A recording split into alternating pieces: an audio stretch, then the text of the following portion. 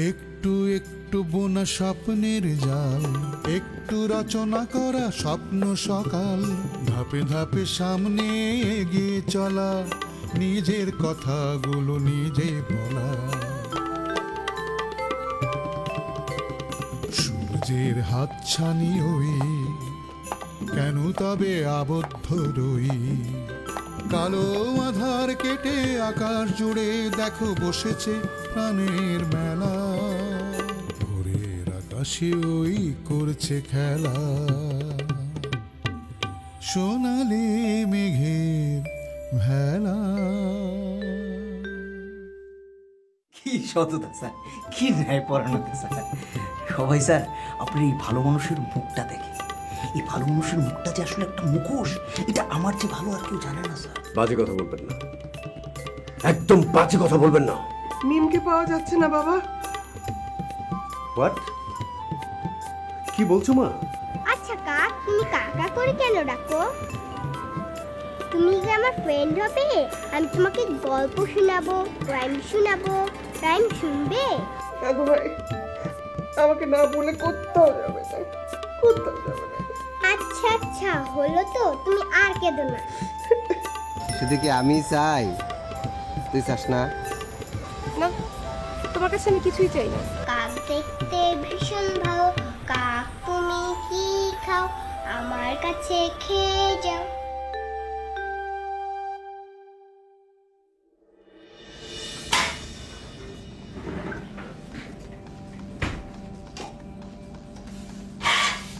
কোথায় গিয়েছিলেন?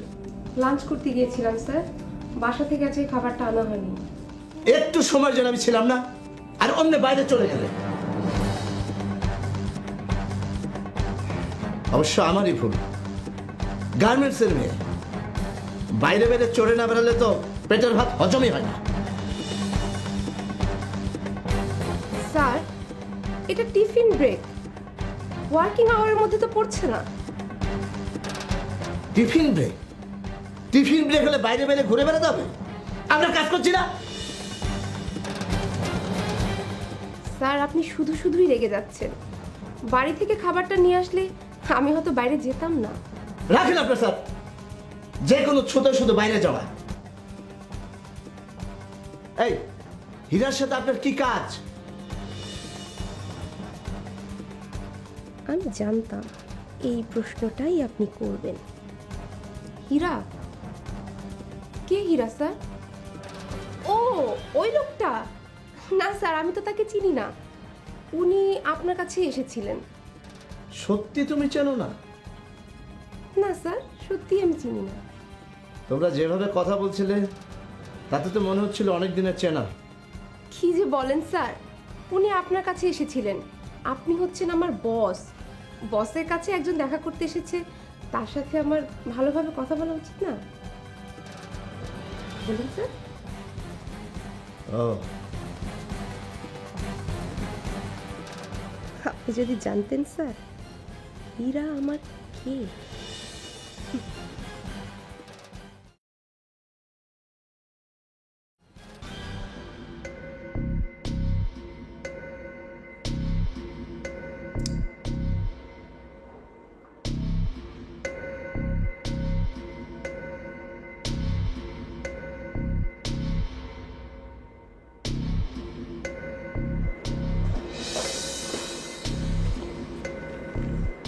কি লোকালি? কই কিছু না তো। ফোন না, আমি স্পষ্ট দেখলাম। আমাকে আসতে দেখে তুই কি যেন একটা লুকালি। আজও আমি কিছুই লুকাইনি। আর আজকাল তুমি আমাকে খুব বেশি সন্দেহ করছো আপু, এটা তোমার একটা বাতিক হয়ে দাঁড়িয়েছে শুধু শুধু। আচ্ছা ঠিক আছে, বাদ দিলাম। তো পড়াশোনা কেমন চলছে? হ্যাঁ, পড়াশোনা খুব ভালো চলছে। কি যে পড়িস তুই বুঝি না। এনিওয়ে আমি একটু বাইরে যাব, একটা মিটিং অ্যাটেন্ড করতে হবে। তুই বাসায় থাক। একটা কোম্পানি নতুন একটা সিরাপ বাজারে নিয়ে আসছে, ওটার বোতলের কন্ট্রাক্টটা ওরা আমাদের সাথে করতে চায়। ওয়াও, ভেরি গুড নিউজ আপু। আপু তুমি অনেক বেশি পরিশ্রম করছো তাই না? এখনই তো পরিশ্রম করার বয়স, বুড়ো হলে কি পরিশ্রম করতে পারবো? আপু আমিও কিন্তু যাব। কেন, তুই গিয়ে কি করবি? বারে বিজনেস শিখতে হবে না? আমাদের তো অনেক আগে থেকে কথা ছিল যে আমি তোমাকে হেল্প করব, নাকি?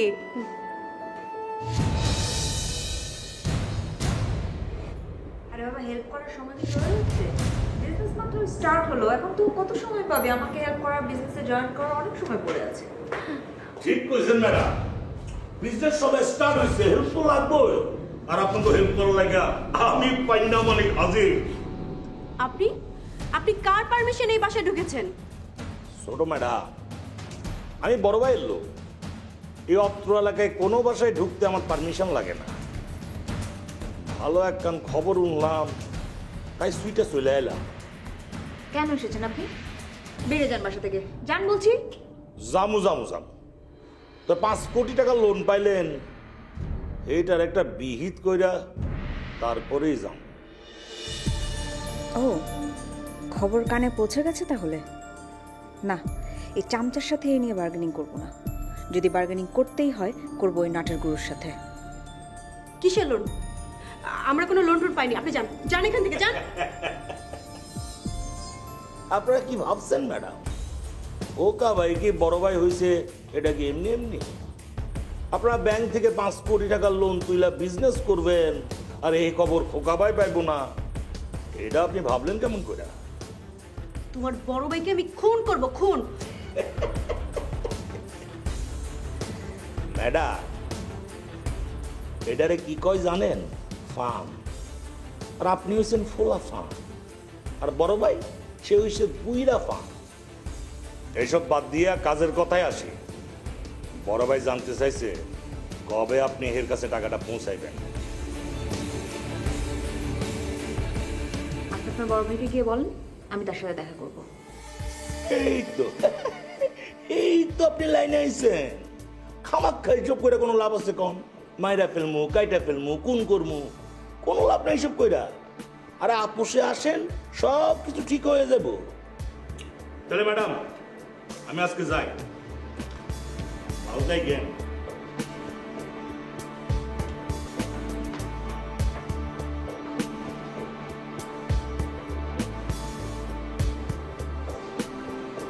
এই এত পেঁচাল বাদ দে, তুই তো যাতে উঠছস, গেটা পাল্টায় আবার ভদ্রলোক হইছস, এলাকা বড় বড় লেকচার মারতেছস না।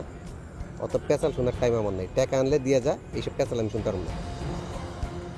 টাকা আমি তোমাকে দেব, কিন্তু তোমাকে কথা দিতে হবে ওই মাসুম বাচ্চাটার কোনো রকম ক্ষতি তুমি করতে পারবে না। আচ্ছা, আমার একটা কথা কত, ওই মাইয়াডার লেগা তোর এত দরদ কেন? কেন দরদ সেটা তুমি বোঝো না? না,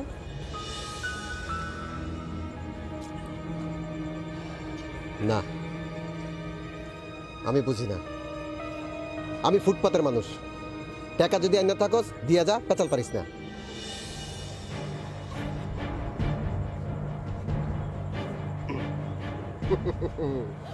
thank you my dear, thank you. এতদিনে সোনার ডিম পাড়া হাঁসটা আমার হাতে আইলো। শোনো হীরা, এটা আমার অনেক কষ্টের উপার্জনের টাকা। আমি জানি তুমি হয়তো মদ খেয়ে, জুয়া খেলে 2-3 দিনের মধ্যেই সব টাকা উড়িয়ে দেবে, কিন্তু মিমের যদি কোনো ক্ষতি হয়, আমি কিন্তু তোমাকে ছেড়ে কথা বলবো না। আমার নাম হীরা, কাজ কাটা হীরা। আমার কথায় কখনো নড়চড় হয় না।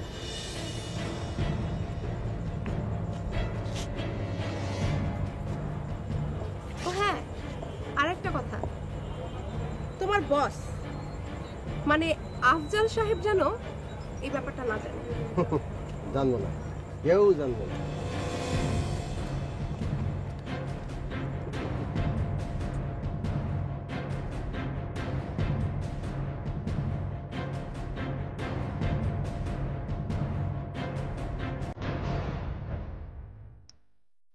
এত সাবধান থাকলাম, কোনো লাভ হলো না। শকুনটা ঠিকই টের পেয়ে গেল। টের যে পাবে সেটা আমি জানতাম ড্যাডি, ওর হাত অনেক লম্বা। শুরু হবে নতুন অত্যাচার। এখন সারাদিন ঘুরপাক খাবে টাকার জন্য। খান, ওর যা খুশি ও তাই করুক, আমি ওকে একটা টাকাও দেবো না। যত ক্ষতি ইচ্ছাও আমার করুক, কিন্তু আমি ওকে কোনো টাকা দেবো না। মুখে তো বলছিস, কি করতে পারবি? ওরা হলো মাফিয়া, সব গুন্ডা বদমাইশ ওদের কথায় ওঠে আর বসে। ড্যাডি, অসততার চেয়ে সততার জোর অনেক বেশি। এবার আমি আমার সততা নিয়ে, আমার সত্য নিয়ে ওর মুখোমুখি দাঁড়াবো। আমি দেখতে চাই কি হয়। হয় আমি জিতবো, নাহলে আমি হেরে গিয়ে নিশ্চিহ্ন হয়ে যাব, কিন্তু আমি দাঁড়াবো। এবার ওর মুখোমুখি আমি দাঁড়াবো। তোমাকে কিচ্ছু করতে হবে না আপু, ওই জানোয়ারটাকে আমি আমার নিজের হাতে খুন করব। দিদিয়া, তুই খবরদার এসবের মধ্যে মাথা গলাবি না। প্রবলেমটা আমার, আমি অ্যানালাইজ করেছি, আমি এটাকে সলভ করব। তুই এসবের ভেতরে ঢুকবি না। তুমি ধমক দিয়ে আমাকে বেশি দিন চুপ রাখতে পারবে না আপু। দেখ, এসব নিয়ে ভাবার মতো বয়স তোর এখনো হয়নি। যা ভেতরে যা। অশান্তি বয়স দেখে আসেন আপু। আবার যা ভেতরে যা বলছি, ভেতরে যা। দেখো বাবা, জুলিয়ার মতিগতি কিন্তু আমার কাছে ভালো লাগছে না। সবসময় কেমন একটা রিভেঞ্জফুল অ্যাটিটিউড। খুবই স্বাভাবিক, প্রতিহিংসার আগুন তো আমি তোর মধ্যেও দেখি। প্রতিহিংসার আগুনে আমিও জ্বলে পুড়ে মরছি। কেন হবে না বল? এই 2 বছর আমাদের উপর দিয়ে যা গেল, তার এফেক্ট তো ওর উপরেও পড়েছে, তাই না?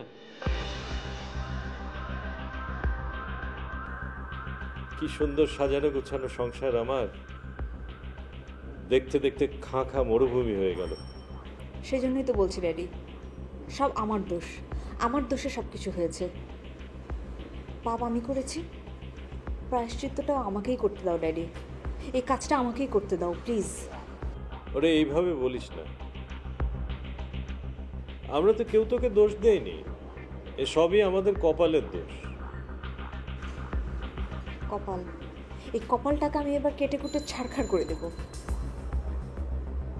সাব্বিরকে জানিয়েছিস? না। ওকে জানা না? মাথার উপরে এরকম যখন একটা বড় ভাই পেয়েছিস, তখন সবকিছু ওর সাথে শেয়ার করে কর। এখনই ওকে ফোন করে জানা, ও নিশ্চয়ই একটা ভালো পরামর্শ দিতে পারবে। এখন অনেক রাত ড্যাডি। ও তাই তো, আমার আসলে মাথা টাথা ঠিক নেই রে। এখন তো অনেক রাত, এখন ডিস্টার্ব করা ঠিক হবে না। ঠিক আছে, কাল সকালে ফোনটা দিস।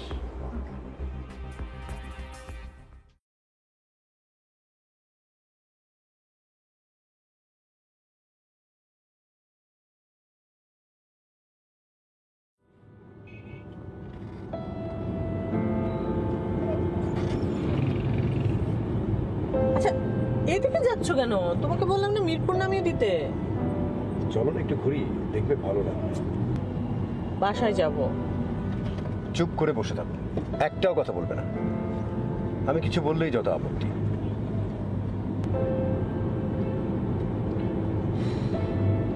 তোমাকে কখনো এর আগে এত রোমান্টিক দেখিনি। তার মানে স্বীকার করলে আমি রোমান্টিক। কতক্ষণ থাকে সেটাই দেখার বিষয়। আমরা যতক্ষণ চাইবো ততক্ষণ থাকবে, আমরা না চাইলে থাকবে না। আমাদের এই চাওয়া না চাওয়ার মধ্যেই তো যত সব ঝামেলা।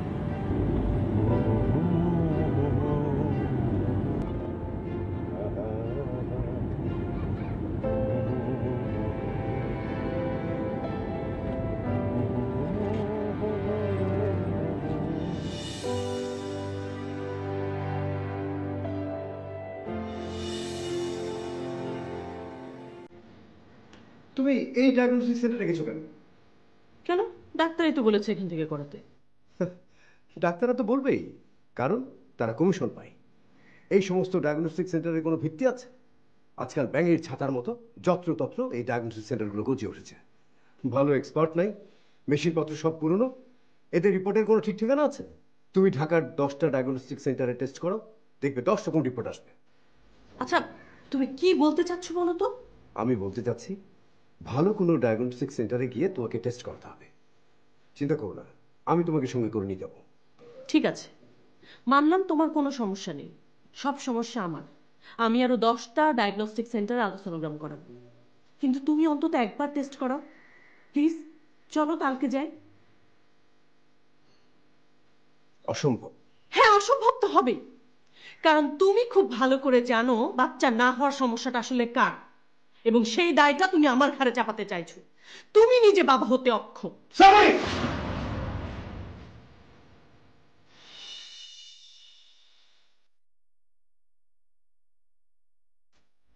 ভাগ্নে আসি।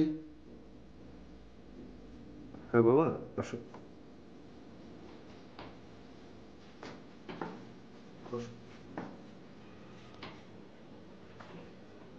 তোমার রোগ আমি ধরে ফেলেছি মামা। তুমি আমার চিনো নাই ভাগনা। আমি জীবনে কত যুদ্ধ করছি, কত ঘাটের পানি খাইছি, কত জটিল অবস্থা পার হয়ে আজকে বাবলু গাজী হয়েছি। বাবা, আমাকে এসব বলার কারণ কি? সব কথার কারণ তো ভাগনা একটাই, তোমার কাল বিকালে কাম কি? অফিস। অফিস থেকে বেরোনোর পর তোমার কাম কি? কোনো কাজ নেই, বাড়িতে চলে আসবো। না, আসবো না। আসবো না কেন? জটিল একখান কাম আছে ভাগনা। তোমার অফিস ছুটির পর আমি তোমার ফোন দেবো, যেখানে আইতে কমু এখানে আয় করবা। কোথায় বাবা? জটিল তো, এত কথার উত্তর তো আমি অহন দেবো না। যখন আইতে কমু তখন আইবা, তখন দেখবা আমি কি করি। তুমি আমাকে যেখানে যেতে বলো যাব, কিন্তু শ্রাবণীর বাড়ি যেতে তুমি আমাকে বলবে না। ভাগনা, তুমি যতটা জটিল ততটা সরল। তোমার এই বৌমার বাড়িতে যাওন লাগবে না, হইলো তো? হ্যাঁ ঠিক আছে। তাহলে কথা পাক্কা। আমি তোমার কাল যেখানে আইতে কমু সেখানে চলে আইবা, কোনো রকম জটিলতা সৃষ্টির চেষ্টা করবা না। ওকে। তুমি বড় জটিল ভাগনা।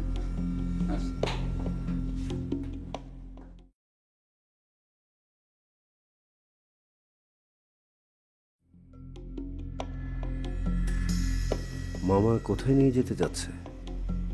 না বুঝে তো হ্যাঁ বলে দিলাম।